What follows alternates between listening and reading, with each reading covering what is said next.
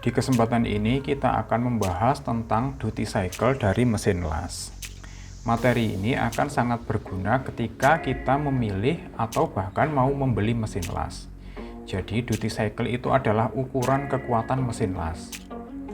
Dengan kapasitas yang sama, misalnya sama-sama 400 ampere, mesin las dengan duty cycle yang lebih tinggi akan menjamin keawetan mesin tersebut. Misalnya sama-sama 400, yang satu duty cycle-nya 30%, yang satu 80%. Kualitasnya akan jauh yang 80% duty cycle-nya. Nah, lebih lengkapnya kita akan bahas tentang duty cycle dari mesin las. Apa itu duty cycle? Secara definisi, secara pengertian, duty cycle adalah persentase waktu kerja maksimal mesin las dalam jangka waktu tertentu. Jangka waktunya tertentu itu satu cycle atau satu siklus. Kalau di Eropa, satu siklus itu dinyatakan dalam waktu 10 menit. Jadi, berapa lama mesin las ini bisa bertahan dalam waktu 10 menit? Nanti dinyatakan dalam persentase. Semisal, duty cycle-nya 50%, maka dalam waktu 10 menit, dia bisa bekerja terus-menerus selama 5 menit, karena 50%. Nah, sisa 5 menitnya untuk apa? Sisa 5 menitnya harus digunakan istirahat untuk mendinginkan komponen-komponen yang ada di dalam mesin las tersebut. Nah, analoginya seperti ini. Seperti halnya manusia yang bekerja membutuhkan waktu untuk istirahat, untuk bernafas, untuk memulihkan energi, dan lain sebagainya. Mesin las membutuhkan waktu untuk mendinginkan komponen-komponen yang ada di dalamnya agar bisa dipakai seperti sedia kala. Mengapa duty cycle ini penting untuk dibahas? Pertama, kalau kita paham mengenai duty cycle, kita bisa mencegah kerusakan mesin yang kita miliki atau mesin yang dimiliki oleh perusahaan yang biasa kita pakai sehari-hari. Mesin yang digunakan terus-menerus melebihi duty cycle atau melebihi kemampuannya tentu akan terjadi overheat atau panas berlebih. Overheat ini bisa diikuti dengan korsleting atau rusaknya kabel. Lebih lanjut lagi, beberapa part bisa terbakar komponen-komponennya. Yang kedua yaitu mempengaruhi kualitas hasil pengelasan. Mesin las yang terlalu panas atau melebihi pemakaian duty cycle-nya bisa menyebabkan keluaran ampernya itu tidak stabil. Tidak stabilnya bagaimana? Ketika kita mengelas dengan ampere tertentu, tiba-tiba mesinnya kecil sendiri. Ampernya turun sendiri. Nah, kalau waktu kita ngelas kan tidak boleh berhenti. Kalau tiba-tiba ampernya mengecil, maka akan terjadi cacat las. Cacat las yang terjadi bisa incomplete penetration, incomplete fusion, atau bahkan slack inclusion karena teraknya tidak cukup mencair yang diakibatkan oleh ampernya tiba-tiba turun tadi. Selain ampere tiba-tiba turun, bisa juga ampere tiba-tiba naik. Artinya ampere tiba-tiba menjadi besar. Kalau sudah seperti itu, biasanya bisa terjadi cacat undercut atau burn stroke atau bolong pada material yang kita las. Nah, itulah pengaruhnya duty cycle ini kepada kualitas hasil pengelasan. Kemudian yang ketiga adalah hubungannya dengan efisiensi kerja. Kalau memilih mesin las dengan duty cycle bisa menghemat waktu, tenaga, dan juga biaya.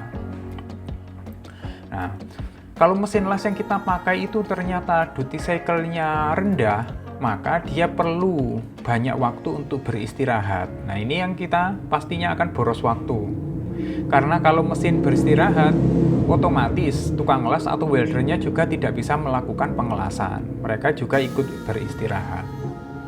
Waktu dan tenaga dan juga biaya. Biayanya apa? Ya tentu gajinya welder ini jalan terus. Sedangkan kalau kita memilih mesin las dengan duty cycle yang tinggi, maka mesin itu bisa dipergunakan secara terus-menerus. Juga meningkatkan produktivitas dalam kegiatan produksi. Akan tetapi resikonya, kalau mesin las itu duty cycle-nya tinggi, harganya juga pasti mahal. Nah, sekarang faktor-faktor apa saja sih yang mempengaruhi terhadap duty cycle itu? Pertama adalah penggunaan ampere. Semakin tinggi ampere yang kita gunakan, duty cycle akan semakin rendah. Artinya mesin itu bekerja keras sehingga cepat capek. Begitu juga sebaliknya, kalau kita memakai ampere rendah, maka duty cycle-nya akan lama atau akan tinggi. Sebagai contoh, kalau kita memiliki mesin las dengan kapasitas 100 ampere, kalau kita full menggunakannya 100 ampere, maka dia akan cepat panas. Tapi kalau kita gunakan di angka bawah, semisal 50 atau 60 ampere, maka dia akan tidak cepat panas. Faktor yang kedua yaitu jenis mesin las. Mesin di sini adalah penghasil elektronnya ini dari apa? Penghasil arusnya dari apa? Secara umum ada dua, yaitu inverter dan juga trafo konvensional. Nah, inverter ini jauh lebih efisien dalam menghasilkan arus listrik. Makanya mesin las jenis inverter ini nilai duty cycle-nya tinggi. Beda halnya dengan trafo konvensional. Trafo konvensional ini melewati banyak lilitan, sehingga banyak energi yang berubah menjadi panas. Selain panas yang ada di material, mesinnya juga panas, sehingga menjadi boros energi. Nah, karena boros itulah, maka nilai duty cycle-nya juga menjadi semakin rendah. Kemudian yang terakhir adalah sistem pendinginan. Sistem pendinginan dan komponen berkualitas dapat meningkatkan duty cycle. Sistem pendinginan ini termasuk apa? Termasuk fan atau termasuk fan yang berputar atau kipas yang ada di dalam mesin, dan juga bagaimana aliran udara bersirkulasi di dalam mesin tersebut. Kalau kipasnya bagus, putarannya kencang, sesuai, saluran udaranya juga tidak ada hambatan, maka nilai duty cycle-nya akan tinggi karena mesin bisa mendinginkan diri dengan cepat. Nah, sekarang kita sampai pada cara membaca spesifikasi mesin las agar kita bisa menentukan sebaiknya kita menggunakan ampere berapa agar mesin las kita berjalan secara optimal dan bisa bekerja dengan jangka waktu yang lebih lama. Nah, ini adalah spesifikasi mesinnya mereknya Miller dengan kode merek atau dengan tipe Blue Thunder 403. Blue Thunder 403 ini memiliki kapasitas ampere 400 ampere. Sekarang kita ke kolom untuk membaca duty cycle, yaitu yang di tengah ini. Pertama yaitu kita baca angka 400 ampere. 400 ampere ini adalah kapasitas maksimal mesin. Kalau kita menggunakannya di ampere tersebut, duty cycle-nya adalah 35%, yaitu angka yang ada di atasnya. Duty cycle 35% artinya apa? Dalam waktu 10 menit atau satu siklus, dia dapat bekerja selama 3,5 menit kerja. Karena satu siklus itu 10 menit, 3,5 menitnya kerja, maka dia membutuhkan 6,5 menitnya untuk istirahat. Jadi dengan ampere yang sebesar ini, waktu yang digunakan untuk kerja ini lebih singkat daripada waktu istirahatnya. Dia membutuhkan waktu istirahat yang panjang. Berikutnya, ketika ampere yang kita pakai ini kita turunkan, tadinya 400 kita turunkan menjadi 305, maka nilai duty cycle-nya akan naik, yang tadinya 35% menjadi 60%. Duty cycle 60% artinya apa? Dalam waktu 10 menit, ia bisa bekerja 6 menit non-stop secara terus-menerus. Setelah 6 menit, mesin ini sudah mulai tidak stabil. Ada juga mesin yang tiba-tiba langsung mati, karena dia harus istirahat. Karena satu siklus 10 menit, 6 menitnya dipakai kerja, dia membutuhkan waktu 4 menit untuk beristirahat atau mendinginkan komponen yang ada di dalamnya.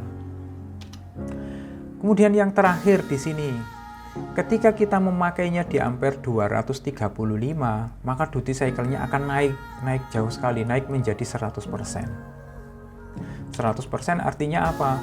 100% artinya dalam waktu 10 menit, mesin ini bisa dipakai full 10 menit, tidak memerlukan waktu untuk istirahat. Setelah dipakai 10 menit, apa yang terjadi? Masih bisa dipakai lagi karena waktu istirahatnya 0, jadi dia tidak membutuhkan waktu untuk mendinginkan. Karena dia bisa dingin secara otomatis sambil kita melakukan pengelasan. Nah, sekarang bagaimana sih tips menggunakan mesin las agar mesin kita tidak cepat rusak atau awet? Pertama adalah jangan memaksakan mesin las.